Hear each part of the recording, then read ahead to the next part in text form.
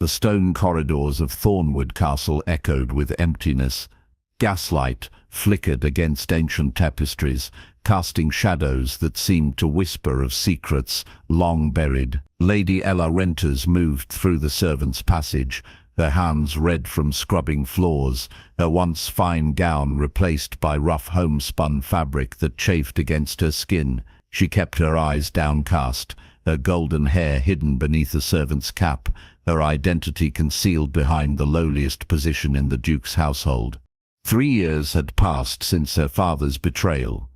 3 years since the Winters estate had crumbled beneath the weight of treason, her family name dragged through scandal and ruin.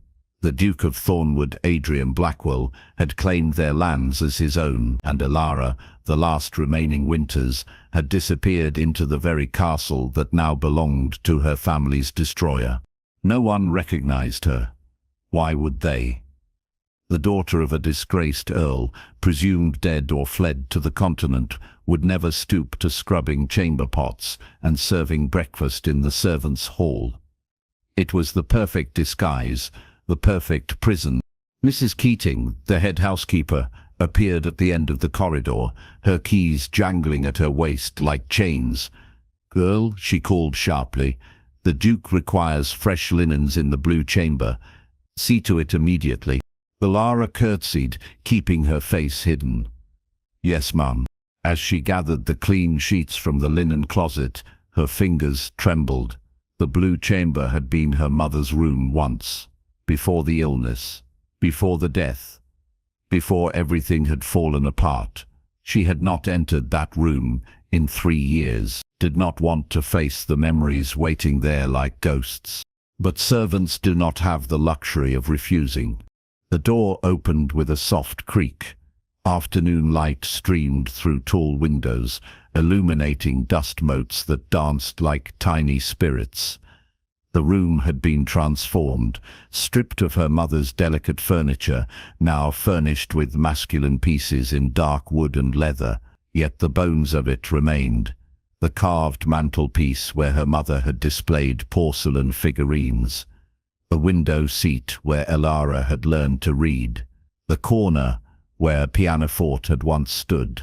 Her throat tightened as she moved to the bed, stripping away the old linens with mechanical precision.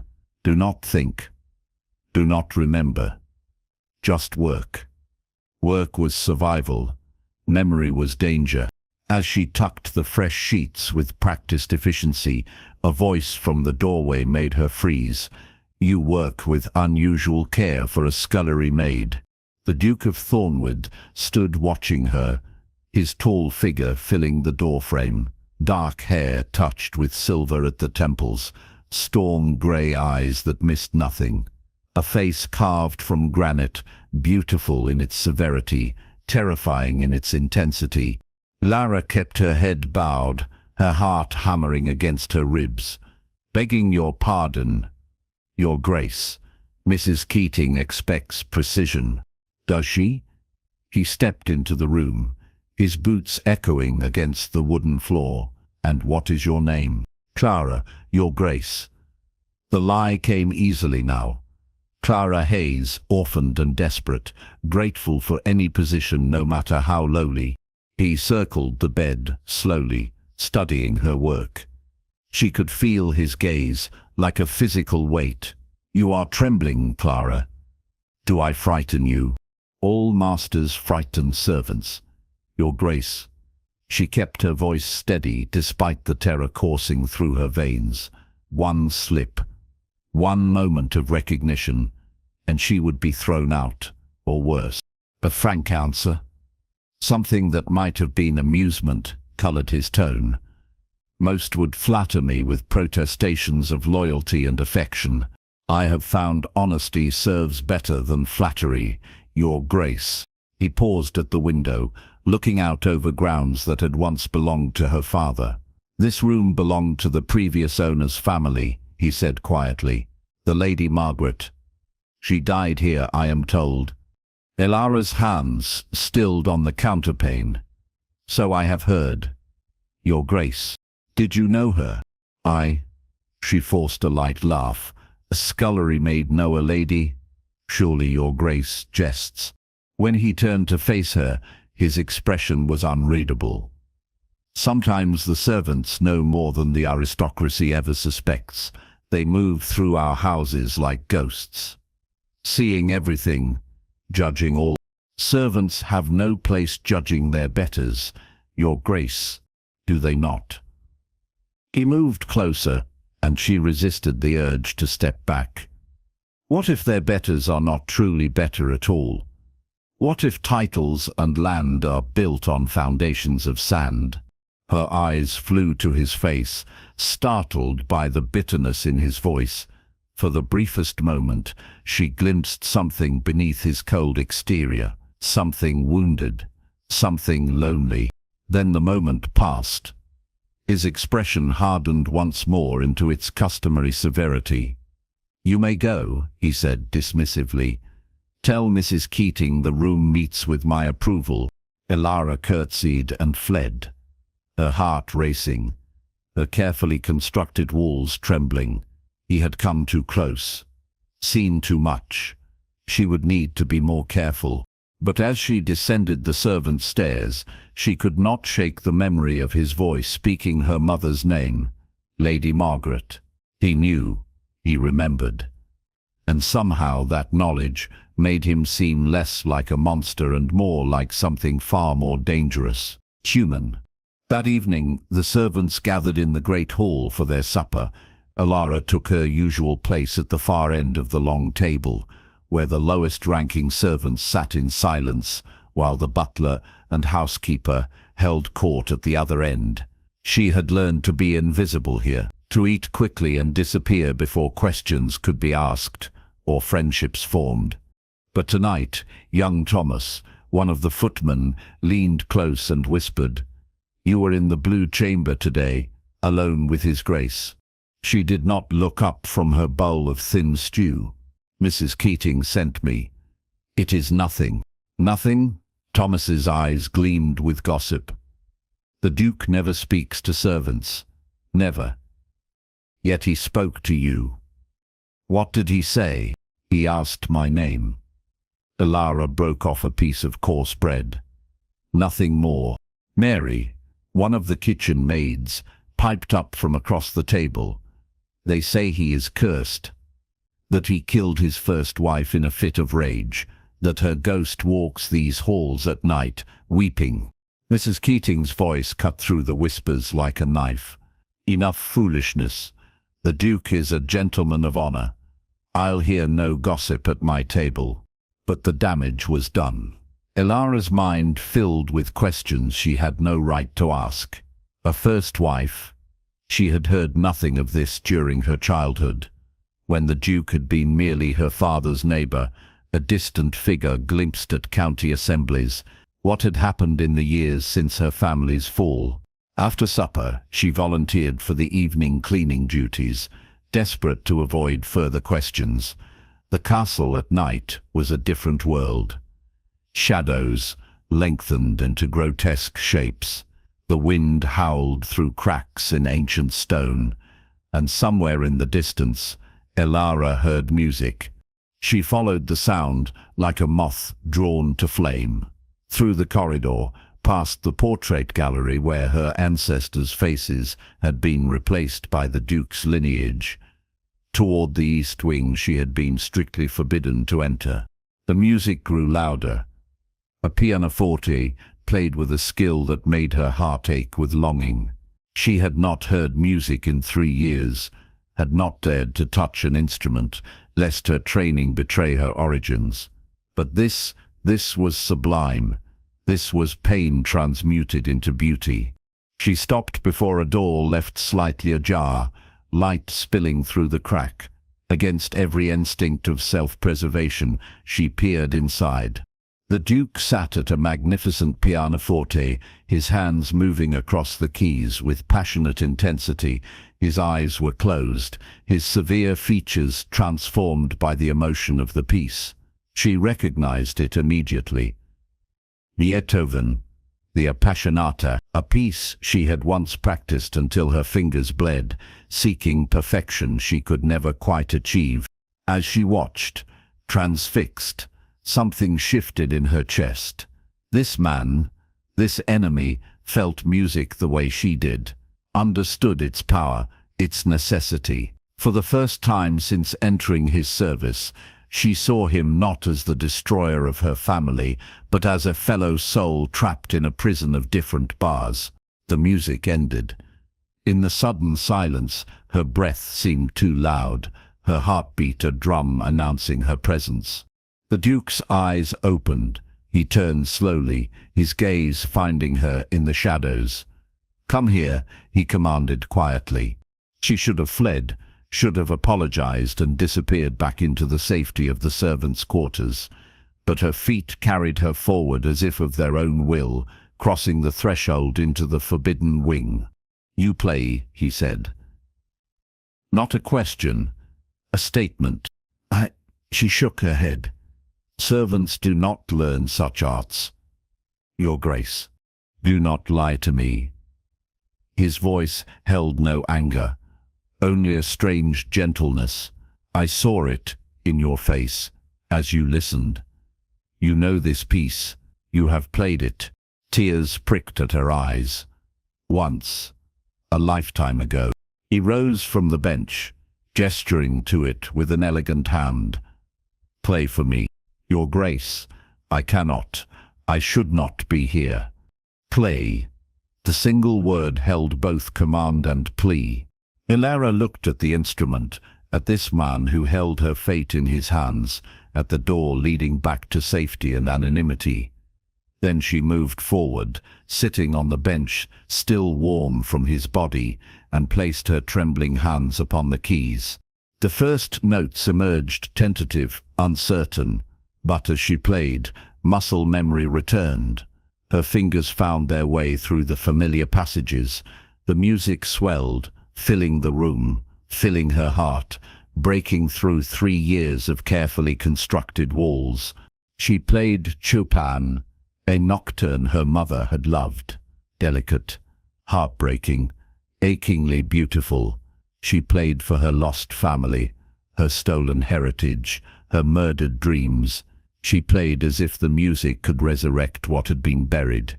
When the final notes faded into silence, she lowered her hands to her lap, her eyes closed against the tears streaming down her face. "Who are you?" the Duke whispered, his voice rough with emotion. "Truly?"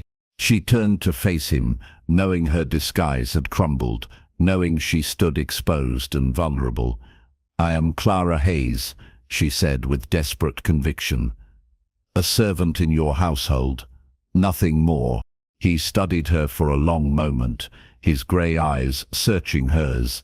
"You lie poorly, Clara Hayes, but I shall allow it, for now." He stepped closer, and she realized he held a handkerchief, offering it with surprising gentleness. "Your secret is safe with me," he said softly, "whatever it may be." As she accepted the fine linen, their fingers brushed. Something electric passed between them, a recognition that transcended words. In that moment, servant and master, enemy and victim, ceased to exist. There was only music, only understanding, only the beginning of something neither had sought, but neither could deny. The Duke stepped back, breaking the spell. "You will come here tomorrow evening, after your duties. We shall play together." "Your Grace, that would be most improper."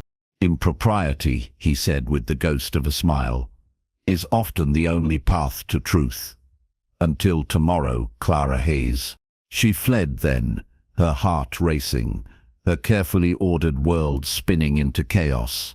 Behind her, she heard him return to the pianoforte, the music following her through the corridors like a promise or a threat. She could no longer tell which. In her narrow bed in the servants' quarters, Ilara stared at the ceiling, the Duke's handkerchief clutched in her hand, embroidered in the corner where initials she had seen 1,000 times in her childhood. A.B. Adrian Blackwell. the man who had taken everything from her, and somehow, impossibly, the man whose music called to her soul in ways she had never imagined. Tomorrow, she should refuse his invitation, should return to her safe anonymity. But even as she made these resolutions, she knew the truth. She would go. She would play.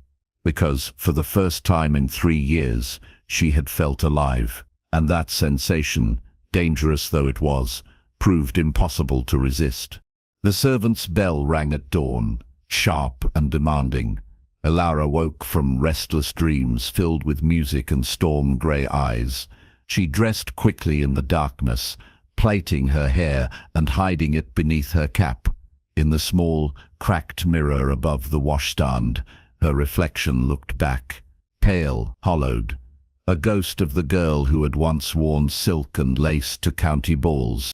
The morning passed in a blur of endless tasks, scrubbing floors, hauling water, emptying chamber pots, work designed to break the body and numb the mind. Yet through it all she felt the Duke's handkerchief pressed against her skin, hidden in the pocket of her apron. A secret, a promise. At midday, Mrs. Keating summoned her to the housekeeper's parlour. The older woman's face was severe as always, but something calculating gleamed in her eyes. "The Duke has made a most unusual request," she said, studying Elara with unsettling intensity. "You are to attend him in the music room this evening, after supper." Elara kept her expression blank. "Did His Grace say why, ma'am?" "His Grace does not explain himself to housekeepers, nor to scullery maids." Mrs. Keating's lips thinned. "I trust you understand the gravity of this situation. If you have done anything to attract improper attention, you will be dismissed without reference." Heat flooded Elara's cheeks. "I have done nothing improper, ma'am. I swear it." "See that you continue to do nothing improper." Mrs. Keating waved a dismissive hand. "You may go. But Clara," she added as Elara reached the door, "remember your place. Girls who forget their station come to tragic ends." The warning hung in the air long after Elara left. She knew what the housekeeper implied, what the other servants would whisper, that the Duke sought her for purposes that had nothing to do with music, that she was to become his mistress, his plaything, another ruined girl in a long line of noble men's conquests. Let them think it. Better that than the truth.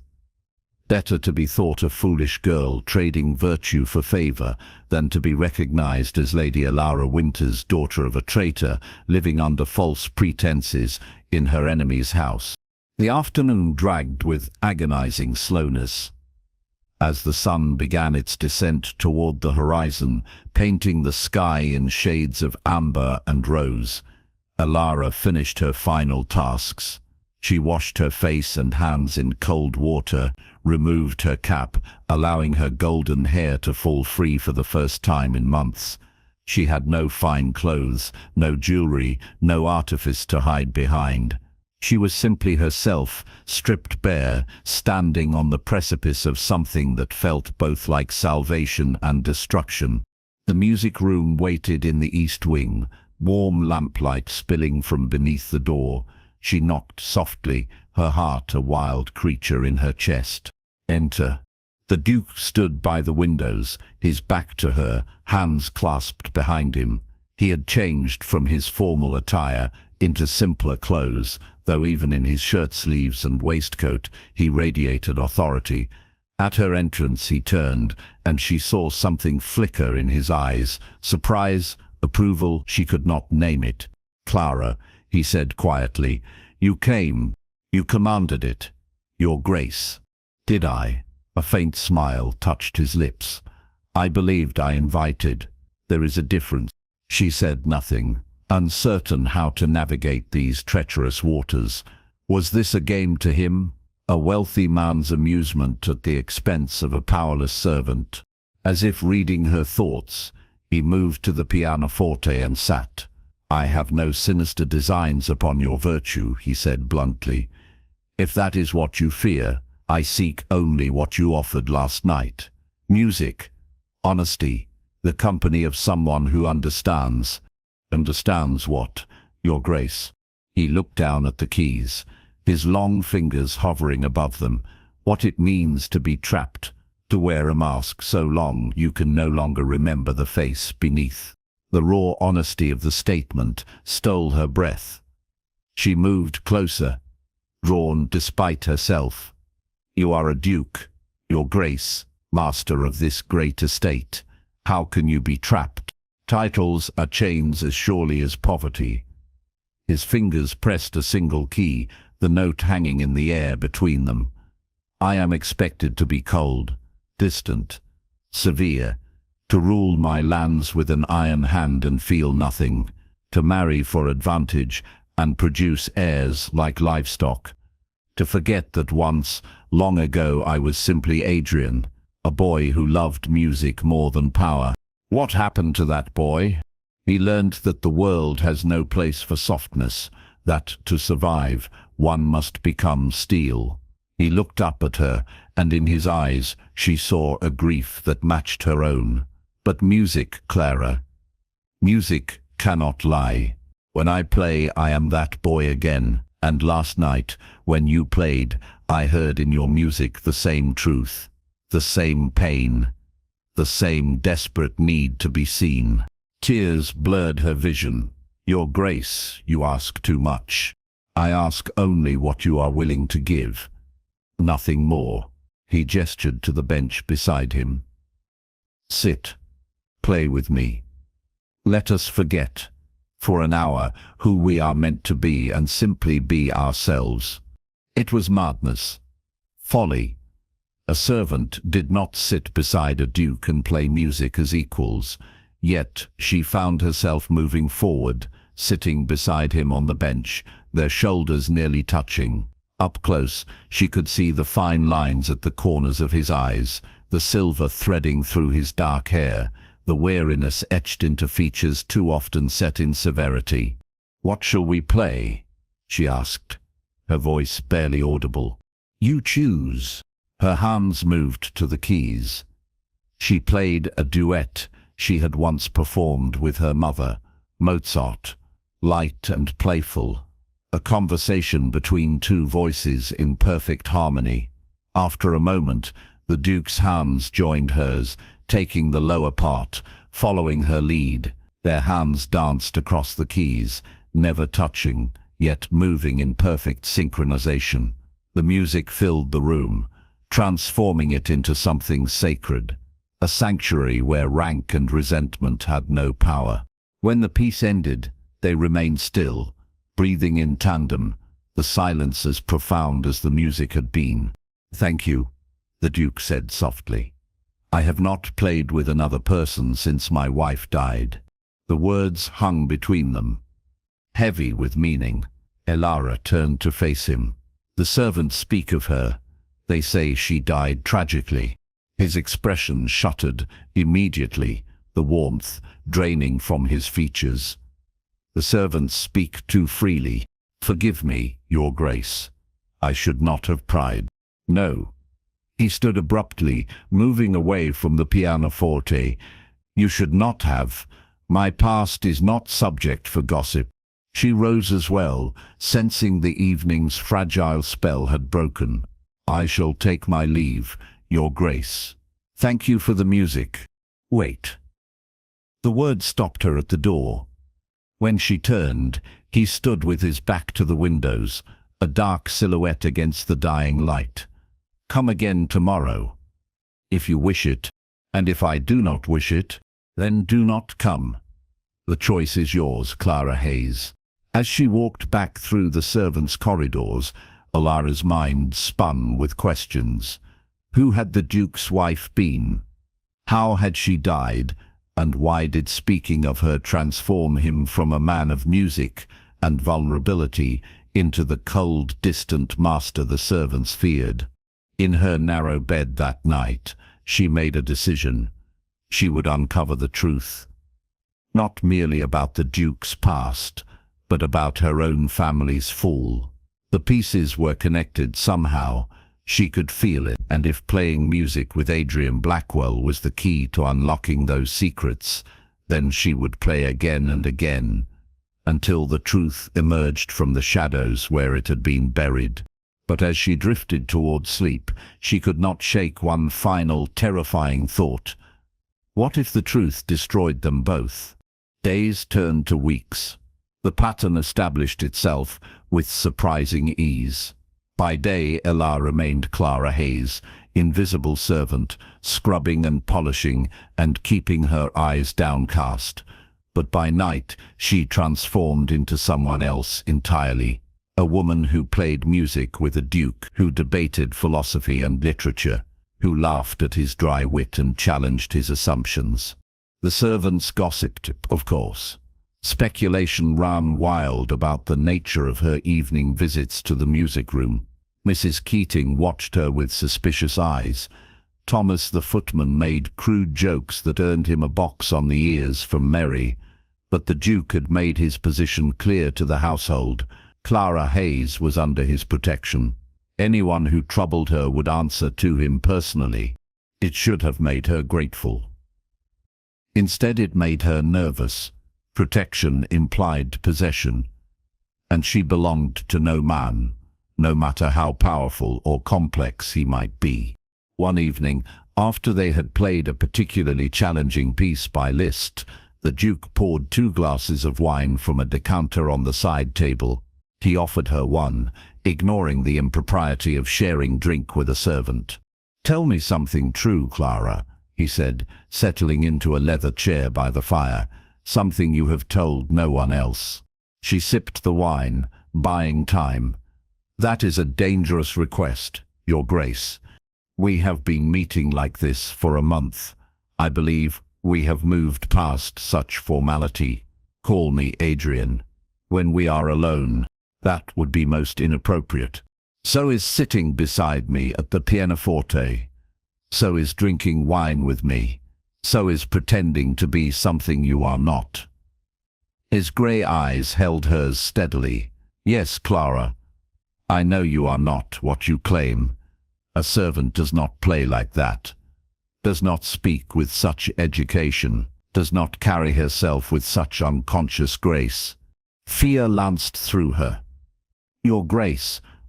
"Adrian," he corrected, "and you need not tell me who you truly are. Not yet. Not until you trust me enough to do so freely, but I would have something real from you.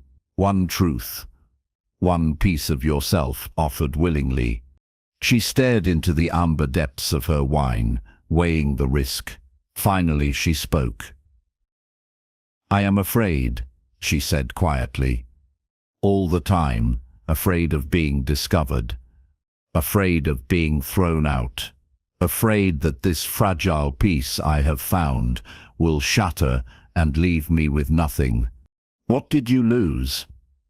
His voice was gentle. "To make you so afraid?" "Everything." The word emerged as a whisper. "My family, my home, my future. I lost everything, and I have spent 3 years trying to survive on the wreckage." He was silent for a long moment. Then, "I understand that loss, perhaps better than you know. Your wife," she said, daring to push. "How did she die?" His hand tightened around his glass.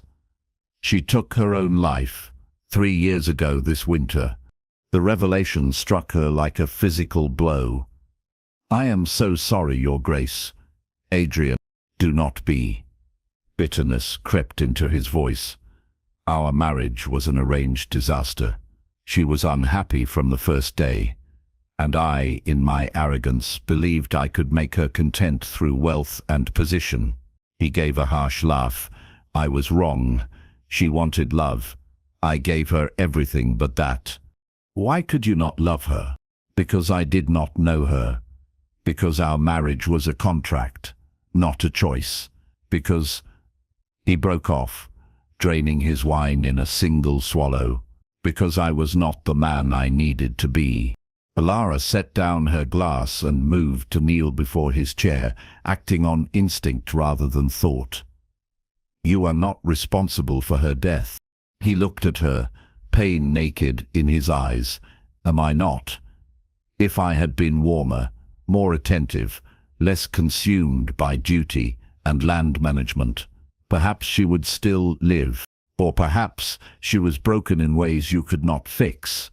Alara took his hand, feeling the calluses on his fingers from years of pianoforte practice. Not everything can be mended, Adrian. Some damage runs too deep. Wise words from one so young. I am older than I look. She smiled sadly. Loss ages us, I think. Makes us ancient in ways that have nothing to do with years. He turned his hand in hers, lacing their fingers together. The gesture was intimate, far beyond the bounds of propriety. Yet neither pulled away. What is your real name? He asked softly. I would know it, even if you tell me nothing else. She hesitated on the brink of revelation, but the warmth of his hand, the understanding in his eyes, the shared grief between them, all conspired to lower her defenses. Alara, she whispered. My name is Alara. Alara, he repeated it like a prayer. It suits you far better than Clara. It is a dangerous name, one that should stay buried. All the best things are dangerous. He raised her hand to his lips, pressing a kiss to her knuckles. Thank you for trusting me with it. She should have pulled away. Should have remembered who he was, who she was. The chasm between them that could never be crossed. But in that moment, with firelight casting dancing shadows and wine warming her blood, she allowed herself to simply feel, to want, to imagine a world where a duke could love a servant, where the daughter of a traitor could find redemption in the arms of her family's destroyer. It was madness, but it was also the most honest thing she had felt in 3 years. That night marked a turning point.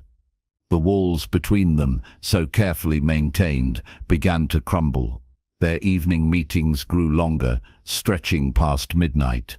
They spoke of philosophy and poetry, debated the merits of different composers, shared stories of their childhoods, carefully edited to hide the truth of their identities while revealing the essence of who they were.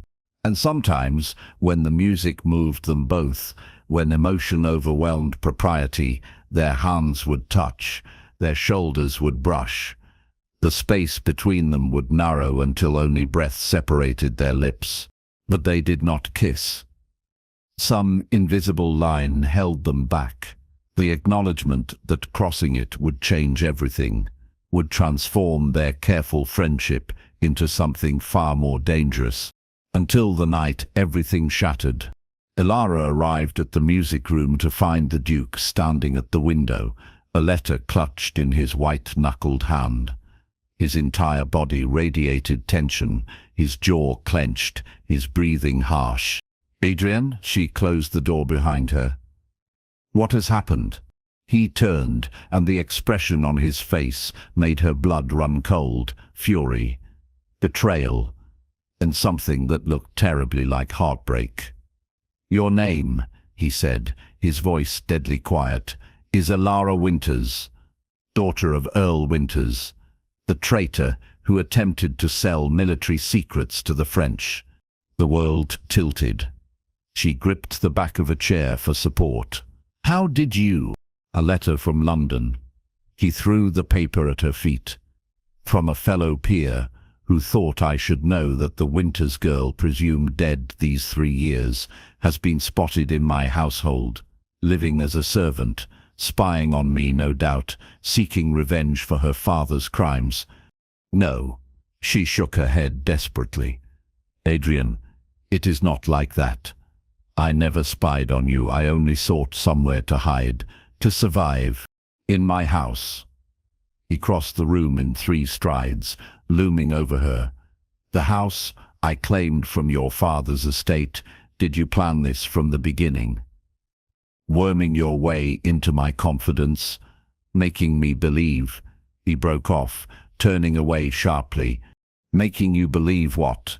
Tears streamed down her face. That I cared for you? That these weeks meant something? They did, Adrian. They do. Everything I have told you, everything I have felt, it is all real. Real. He laughed, the sound harsh and broken. You are the daughter of the man who betrayed his country, who sold secrets that led to the deaths of English soldiers. Your family name is synonymous with treason, and you dare speak to me of what is real. My father's crimes are not mine. She moved toward him, desperate to make him understand. I knew nothing of his dealings, nothing. When the truth came out, when he took his own life rather than face trial, I lost everything. My mother was already dead. My younger brother disappeared, likely fled to France. I had no money, no friends, nowhere to go. Coming here, hiding in your household, it was survival, not revenge. He spun to face her, his grey eyes blazing. You should have told me. The moment we began these evenings together, you should have trusted me with the truth. How could I? She wiped at her streaming eyes. You are the Duke of Thornwood. You claimed my father's lands. In the eyes of society, you are my enemy. Would you have allowed me to stay if you had known, or would you have thrown me out to starve in the streets? I would have. He stopped, uncertainty flickering across his features. I do not know, but at least the choice would have been honest. At least I would not have been played for a fool. I never played you for anything. She moved closer, close enough to see the pulse hammering in his throat. These weeks, this music, this connection between us, none of it was false. You wanted truth. Here is truth. I fell in love with you, Adrian Blackwell. Despite everything, despite who we are and what we represent, I fell in love with the man who plays Beethoven at midnight, who speaks of loneliness and masks, who made me feel human again after 3 years of being invisible. The words hung between them, stark and undeniable. His expression shifted, moving through shock and pain and something that looked dangerously like longing. Ilara, he breathed, and the way he said her name, truly her name, nearly undid her completely. Then his face hardened once more. It does not matter. It cannot matter. You are the daughter of a traitor. I am a peer of the realm. There is no future for us. There never was. I know. The admission broke something inside her. I have always known, but for a few weeks I allowed myself to pretend, to imagine that love could bridge the impossible gap between us. I was foolish. Forgive me. She turned toward the door, each step an agony. She would pack her few belongings, disappear into the night before morning came. It was over. The fragile dream shattered, reality reasserting itself with brutal finality. Wait. She stopped, not daring to turn around. Where will you go? I do not know. Somewhere, anywhere.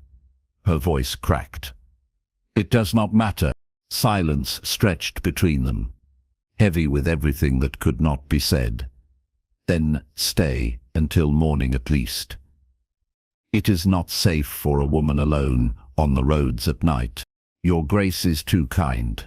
Damn my kindness. Suddenly he was behind her, his hands on her shoulders, turning her to face him. Damn propriety and rank, and the sins of fathers. Damn it all, Ilara, I do not want you to go. She looked up into his face, seeing the war waging there. Duty against desire, reason against emotion. The man he was meant to be against the man he truly was. Then what do you want? She whispered.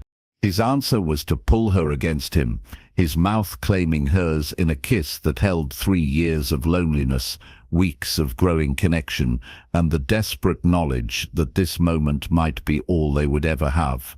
She melted into him, her hands fisting in his shirt, returning the kiss with equal fervor.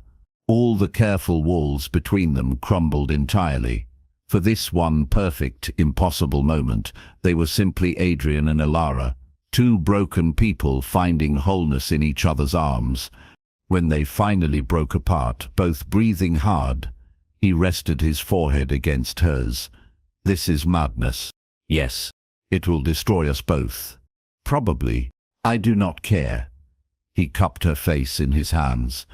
I do not care about anything but this. But you. Adrian. She covered his hands with hers. What are we doing? I have no idea. He kissed her again, softer this time. But I am tired of being alone. Tired of being the perfect duke. Tired of pretending I do not feel what I feel. And what do you feel? He pulled back enough to look into her eyes, his expression raw and unguarded. I love you. God help me. I love you, Alara Winters. I tried not to. Tried to keep this as simple friendship, but somewhere between Chopin and Beethoven, between philosophy debates and shared wine, I fell completely and irrevocably in love with you. Joy and terror warred within her. We cannot be together. Society will never allow it. Then let society be damned. The fierce conviction in his voice made her believe, for just a moment, that love could conquer everything. I have spent my entire life doing what was expected, marrying for duty, managing my estates with cold efficiency, being the perfect peer, and it brought me nothing but misery. I will not make that mistake again. What are you saying? I am saying that I want you, not as a mistress, not as a secret hidden in the shadows, but as my wife, if you will have me. She stared at him, certain she had misheard. You cannot mean that. I have never meant anything more seriously in my life. He took both her hands in his. Marry me, Alara. Let us face the world's condemnation together. Let us build something real and honest from the ruins of our pasts. Adrian, the scoundrel would destroy you. Let it try. A fierce smile curved his lips. I am the Duke of Thornwood. I have wealth, power, and influence enough to weather any storm, and with you beside me, I could face anything. What of my father's treason? My family's disgrace? The sins of the father are not visited upon the children. Not in my eyes. He pulled her close again. You are innocent, Alara, of everything but surviving, and I will spend the rest of my life ensuring the world knows it. She wanted to believe him, wanted to say yes and throw herself into this impossible dream. But reality pressed in, cold and unforgiving. The other peers will turn against you. You will lose everything you have worked for. I have already lost the most important thing once. His eyes held hers steadily. When my first wife died, I learned that wealth and position mean nothing without someone to share them with. I will not lose you too, not when I have finally found what I have been searching for all my life. And what is that? Home. He kissed her forehead, her cheeks, her lips. You are my home, Alara Winters. You are the music that fills my silence, the truth beneath my masks. Say yes. Say you will marry me. How could she refuse? How could she deny what her heart had known for weeks, that this man, their supposed enemy, was the other half of her soul, that in his arms she had found not just safety, but salvation? Yes, she whispered, the word both surrender and triumph. Yes, I will marry you. His kiss in response held all the promise of tomorrow, all the hope of a future neither had dared imagine, and as he lifted her into his arms, carrying her toward his chambers, Alara allowed herself to believe that perhaps, just perhaps, love could rewrite even the most tragic of stories. The morning sun found them tangled together in Adrian's great bed. the scandal of it enormous, the rightness of it undeniable. He traced lazy patterns across her bare shoulder, his expression peaceful in a way she had never seen. "We should discuss practicalities," he said, though his tone suggested he would rather do anything but. "The wedding. The announcement. How we will handle the inevitable backlash." Lara turned in his arms, studying his face. "Are you certain? Truly certain? Once we do this, there is no going back." "I have never been more certain of anything." He kissed the tip of her nose. "But you raise a valid point. We must be strategic. Give the town something to focus on besides your family name." "And how do we accomplish that?" A slow smile spread across his face. "We give them a love story too compelling to resist. The cold, severe Duke of Thornwood, brought to his knees by a servant girl's song. It is practically Gothic in its romance. You were not brought to your knees. Was I not?" He rolled to face her fully. "The moment I heard you play, something in me shifted, cracked open. You brought me back to life, Elara. In every way that matters, I have been kneeling at your feet since that first night." She blushed, pleasure and embarrassment mingling. "You are being ridiculous." "I am being honest." He grew serious. "We will tell the truth. Not all of it, but enough. That you came here seeking refuge after your family's disgrace.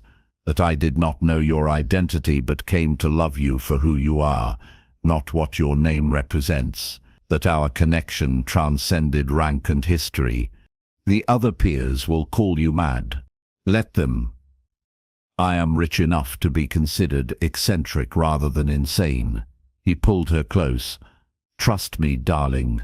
I have been navigating society politics since I was born. I know how to manage this." Over the following weeks, Adrian proved as good as his word.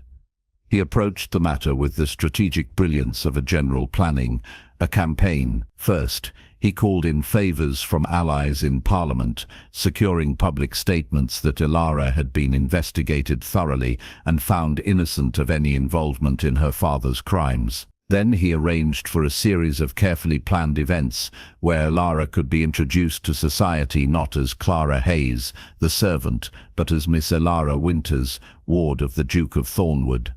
The transformation was remarkable. Fine gowns replaced her servant's garb. Her golden hair was dressed by a skilled lady's maid. She moved through drawing rooms and ballrooms on Adrian's arm, meeting the curious stares of the ton with quiet dignity. Some whispered, of course, gossiped about the impropriety of a duke elevating a traitor's daughter. But Adrian's unwavering support, his obvious devotion, slowly began to turn opinion. The story they presented was simply too romantic to resist. The cold duke warmed by love, the fallen lady redeemed by faith and grace. And then, at the height of the season, at the Duchess of Marlborough's ball, Adrian made his move. The ballroom glittered with candlelight and jewels. Elara wore sapphire silk that matched the Thornwood family sapphires at her throat, a statement of claim that every peer understood. As the orchestra struck up a waltz, Adrian led her onto the floor. They moved together as they had that first night at the pianoforte, in perfect synchronization, two halves of a whole. The watching Tom saw it, felt it, the connection between them too powerful to deny.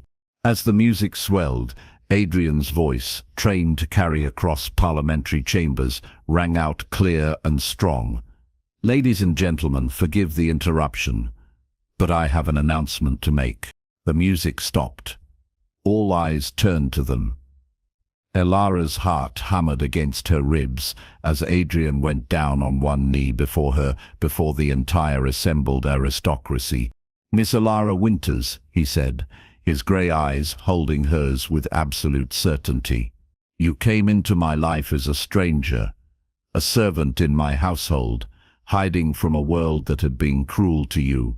But in knowing you, In loving you, I have learned what truly matters. Not titles, not lands, not the approval of others, but the courage to choose love over everything else. He withdrew a ring from his waistcoat pocket.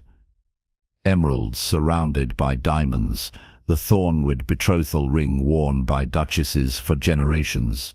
You brought me back from the dead with your music, your wisdom, your incredible strength.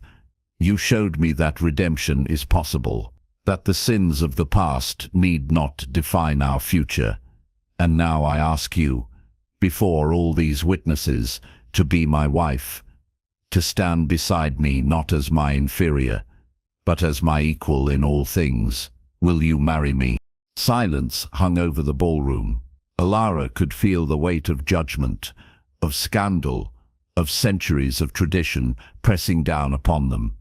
One word from her, and it would all come crashing down. Or one word could change everything. She looked into Adrian's face, seeing past the Duke to the man beneath. The man who played Beethoven at midnight, who spoke of loneliness and masks, who had given her not just safety but dignity, respect and love without condition. Yes, she said clearly, her voice carrying to every corner of the room. Yes, I will marry you. As he slipped the ring onto her finger and rose to kiss her, the ballroom erupted, some in applause, some in shocked exclamations, but most in a wave of sentiment that no tongue gossip could resist. This was a story that would be told for generations. The Duke brought to his knees by a servant girl's song, and love, improbable and impossible, triumphing over everything.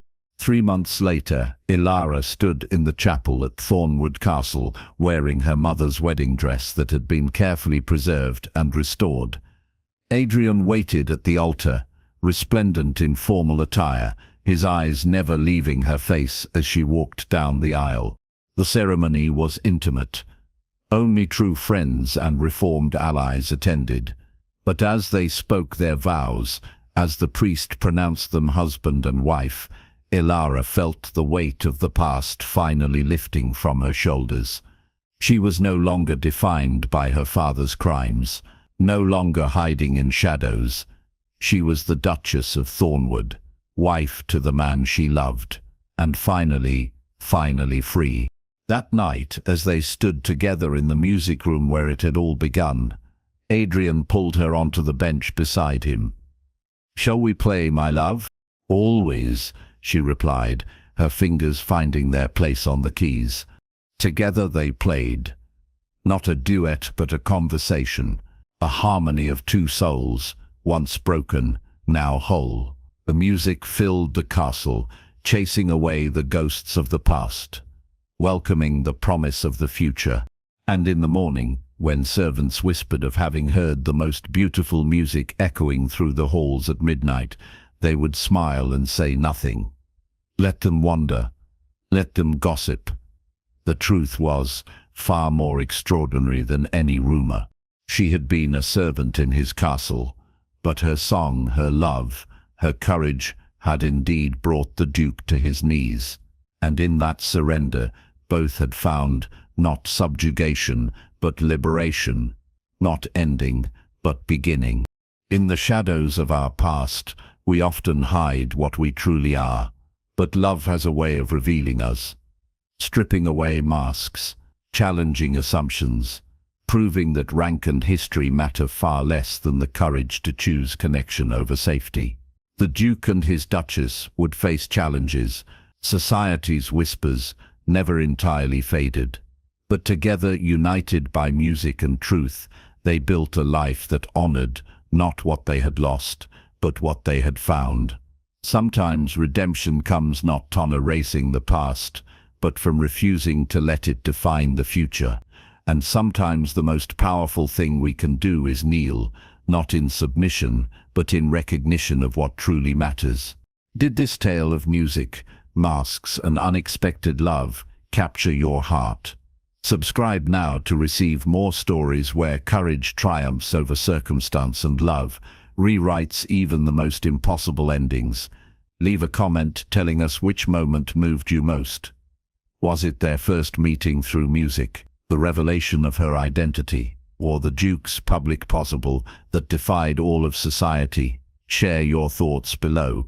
Your engagement keeps these timeless tales alive and allows us to continue creating stories of redemption, healing and love that conquers all. Ring the notification bell so you never miss a new historical romance.